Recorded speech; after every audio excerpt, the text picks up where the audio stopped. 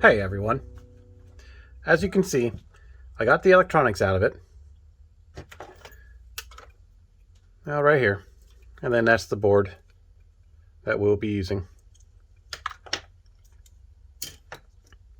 Maybe. I'll get to that in a bit. Here's my suspension. Now this is just some cheap suspension I got off of Amazon. I think it cost me like 25, 26 bucks. I need to get oil for it yet. I forgot to order the oil. But I was doing a quick test fit, and they are going to be a little too long. I had to remove the ball joints, the little swivel joints. This part here just you hammer the joint out from this end, and this part here slides out. It pops out, and then I just pressed it back in. But we'll install this right now and see what I'm going to be working with in order to make these work. Like I said, these towers are going to need to be replaced. I either get aluminum ones or print some. But let's get this assembled and take it from there.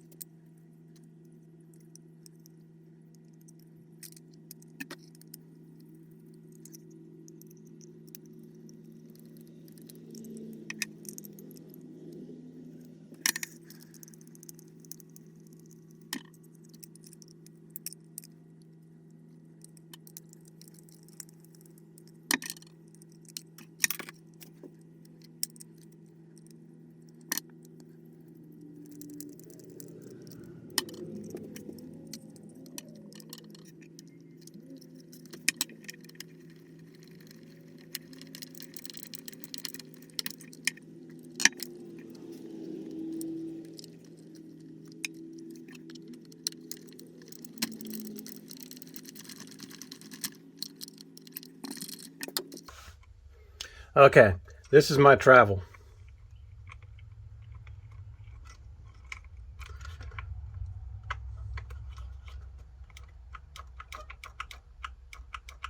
Not gonna work, is it? Did not see that one coming. These are 70 mil. Supposed to be anyway.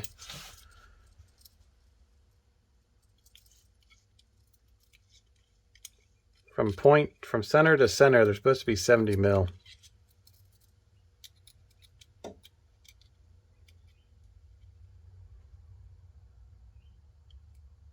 They're about 68, 67.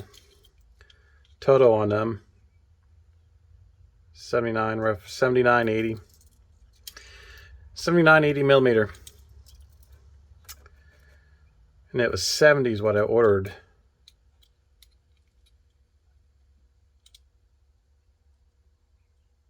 So yeah, I wonder if I can run down to, they make 68, or I'm sorry, they make 60. And that 60 might work.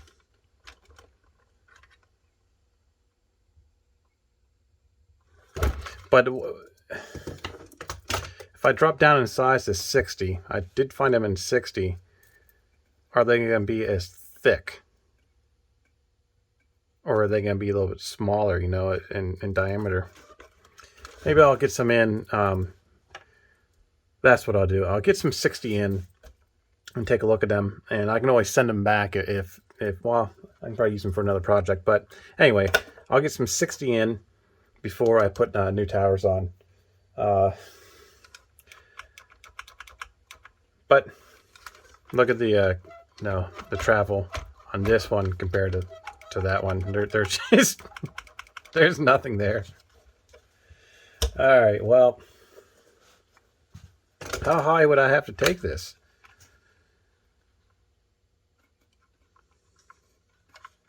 I wonder if something like that, if I bring him in closer.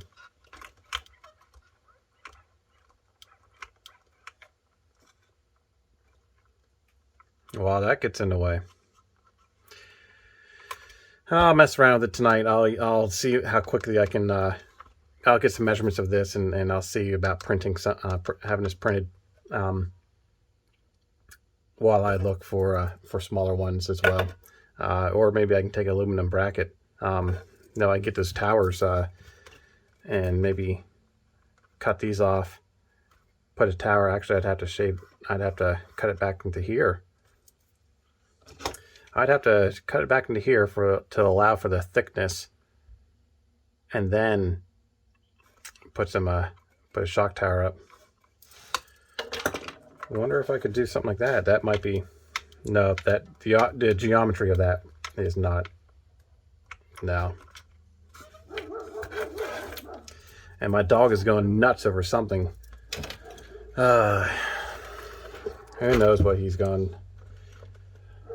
Okay, I'm back. I don't know what his deal is. He's been kind of a little spunky all day today. He's just a little over 2 years old, German Shepherd. My God, he's like 90 some pounds. He's a lunatic. Get that out of the way for now. I better put this back on it. Now the original little suspension. I was going to put this back on while I test everything out, but I seem to have lost a spring. That's not like me to do things like that. I know I had it with the tire, with the tire and rim. I had it here, but now it's not. Who knows? Maybe his son grabbed it, or I misplaced it. You know, things happen. My dog's going nuts again. So I got the GPS in, the little GPS module. This is it right here. This is the BN 220. This does not have a compass. I like running external compasses. All my quads, like this one, for instance. This one looks a little bit different because it's more, it's a higher precision. This is my fully autonomous quad. I send it out to missions and have it do things. But down inside, there's a little bug in there. Down inside here is a little chip, a 3-axis compass. And it is the, what is it? QMC, I think. Yeah, the QMC 5883L. That is what will be going on the rover. It will be attached to this, but I use those externally. The flight controller on here is an F7 flight controller, and it's a higher precision flight controller. But it has a compass on it, but it's disabled through the software, and I use a higher precision compass. And up front here is where it's at. But that is what I'm going to be using on this. One of the things I do remember, I remember I was having a problem with this compass. I couldn't get it to, I can't get it to register when I'm using the GPS. Now my GPS will be connected over here when I get the other compass in. Currently I'm using this one because I have the pins here for it. But I'm not sure why I remember the reason why I took this off the quadcopter and got a different one for the my red quadcopter, the little basher one, because I was having problems. I had a GPS on that one as well for a return to home. Whenever it went out of sight, or get a little haywire on me, I could return it back to me. It wasn't as as precise as that blue one I just showed you. That one, I can type on the computer and tell it where I want it to go, press the button, and upload all the files to it. I have a Bluetooth module on the side of it, and I can even do it on my phone too. But upload everything, send it to it, and the quadcopter runs around, does its thing, and then comes back and lands. But this, I remember I was having problems with it. I also was having problems with the LED circuit on here. For some reason, I can't get the LEDs to work. The LED strips, these, and you see them on a bunch of radio controlled stuff. But I like using them, so when it's flying around, I got them on the back here. It tells me my status, my GPS fix. It just gives me information to whichever one's lit up, and the colors, and things like that. But I was going to do 3 of these on the rover. I was going to have one for the arming, one for the GPS, and then another one for either my battery status or my RSSI. There's something else I might have wanted to use it for, right? But anyway, we're getting off subject here. But this, just a simple little thing. It works with iNav, works with this board, and I'll show everybody how to, when I get into iNav, I'll show everybody how to hook this up. There's a guy on the on YouTube here. I cannot remember. I know his name, but I don't want to say it right now because I don't want to mispronounce his name. But he's really into. He's one of the major developers for iNav. I think he's a developer. But anyway, he's heavily involved in iNav. He's got his own channel.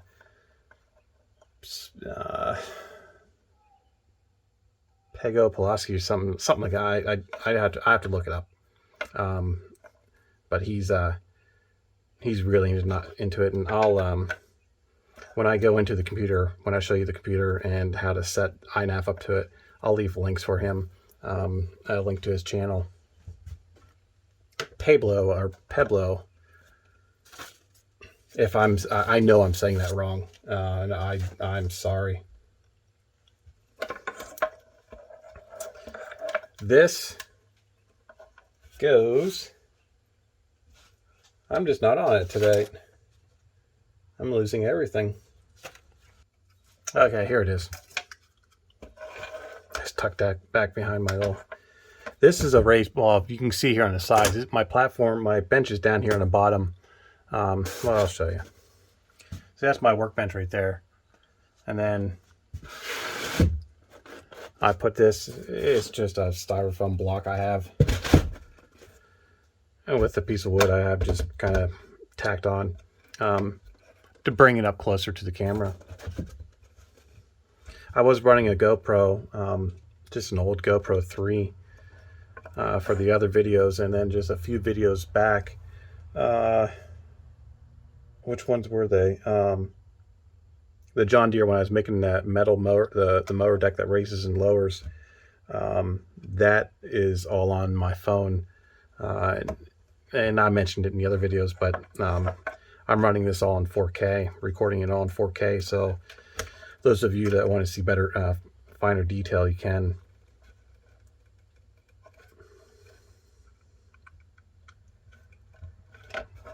Eventually what I'm going to do is I can't remember if I mentioned it in my last video, but I changed the lighting in here.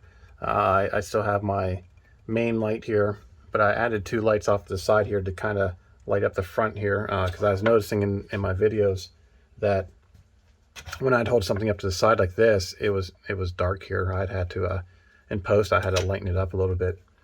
And I really don't like messing with that, things like that, because you can start introducing grain and artifacts. All right, what do we got here? We got the servo. This is just to simulate the steering servo. Got the brush controller, my receiver, GPS, and the only thing I'm missing is my compass, which will be here tomorrow. And the compass will be here where the where this is connected is where the compass is going, and this is getting moved over to those 4 pins right there. I'll have to put pins in. This is the radio we're going to be using for this. A lot of people said that they have problems with this range. With this radio, I can get probably about maybe about a quarter of a mile, to be honest, before I start losing anything. I'd say at least a quarter of a mile.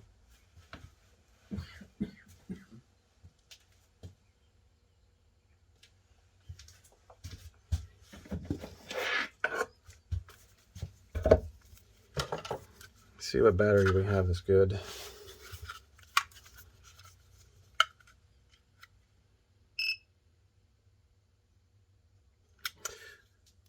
$56.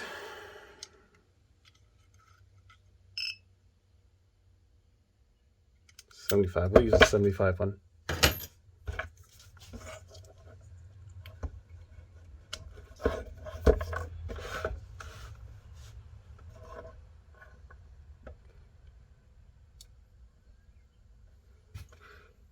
There we go. This is the upside on the GPS.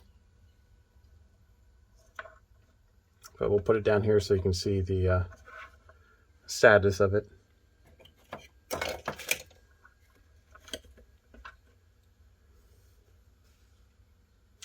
When it's blinking blue like that, it's talking with the board and is trying to find a signal.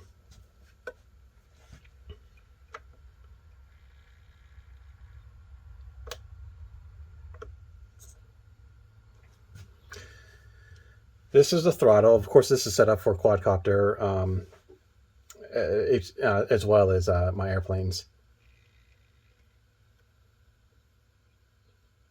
So I don't have a spring on here. Set it in the middle.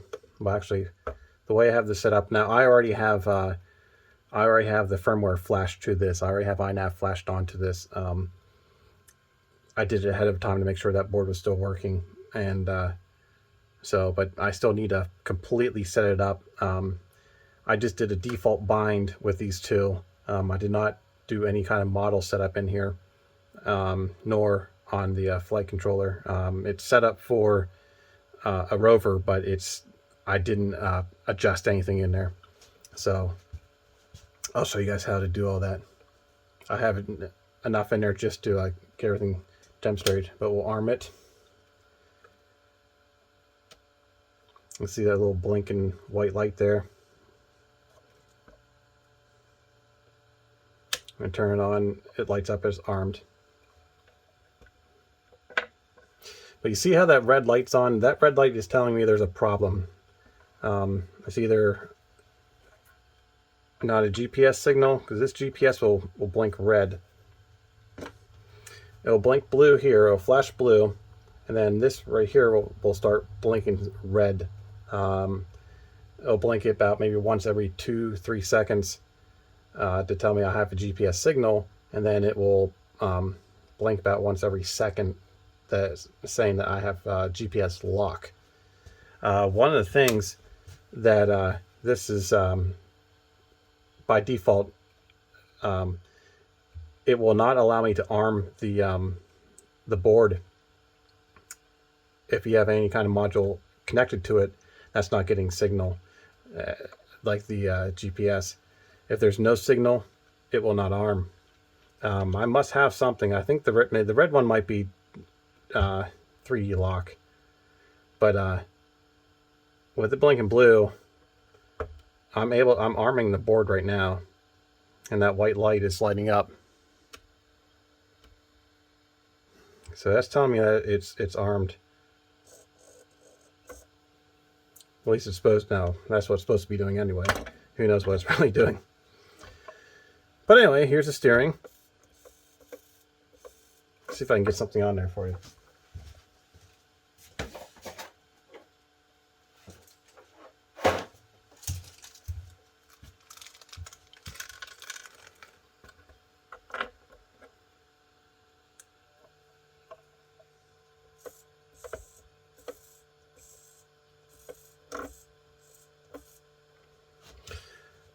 So, the steering works on it.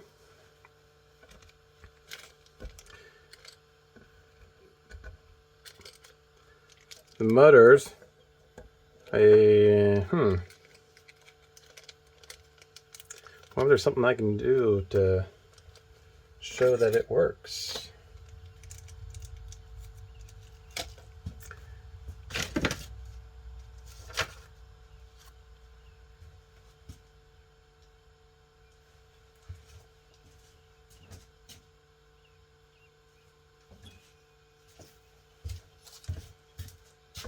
We'll use this. Let's turn the switch off.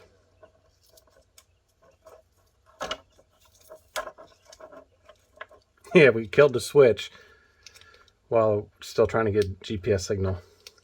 Now, for those that've never messed with GPS before, a cold start usually takes a pretty long time.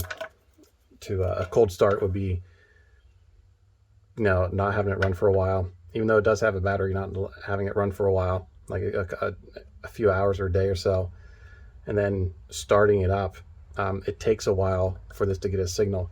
For a hot start, when you're going from battery pack to battery pack to battery pack, it will pick signals up just like that. And around here, I get about, just on the standard GPS satellites, I get about 13 to 14 on the, I think they're called Galileos, that I run with the other quadcopter. They're more precise. I get about 12 of those. What are we doing? Turning the power back on. Let's turn the power off real quick. Notice the flashing light here. This is it's beeping. It's not audible because it's just LEDs, but it's the blinking you see would be the motor. No, you hear the dee dee dee. That's what you're seeing as far as light.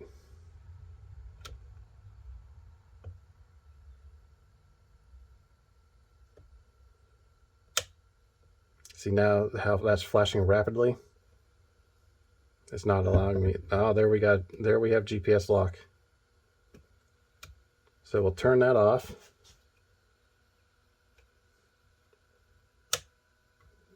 There, we're armed.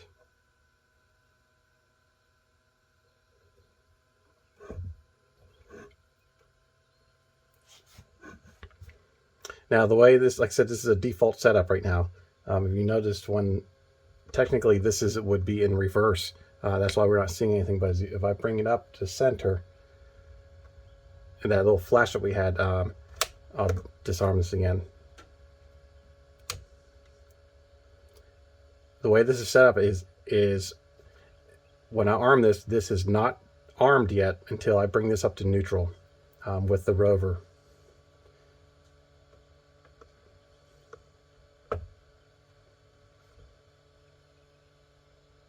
And that little flash that you see real quick, as I go into center on the stick, it flashes real quick. That tells the motors, hey, we're ready to go. It tells the controller. And here we are advancing the throttle.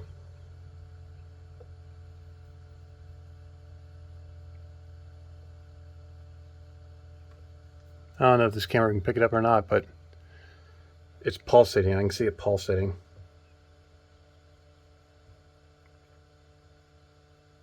I have to, like I mentioned, I have to go in and adjust my, maybe you can see it pulsate on the sheet of paper. I have to I have to go through and do the fine tuning of this. But that's it.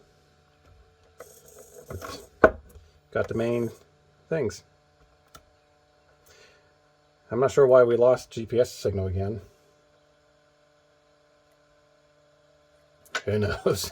I don't know.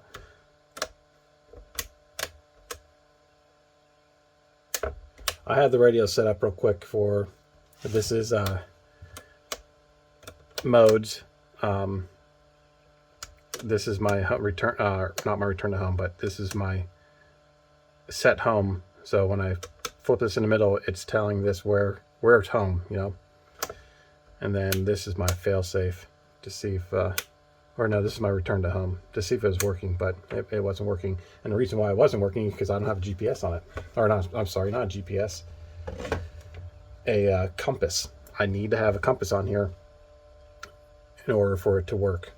But for some reason, the compass on this board does not work. Anyway, that's it for tonight. Like, subscribe. Any questions, comments, leave them down in the section below. And I'll see you next time. Have a good night.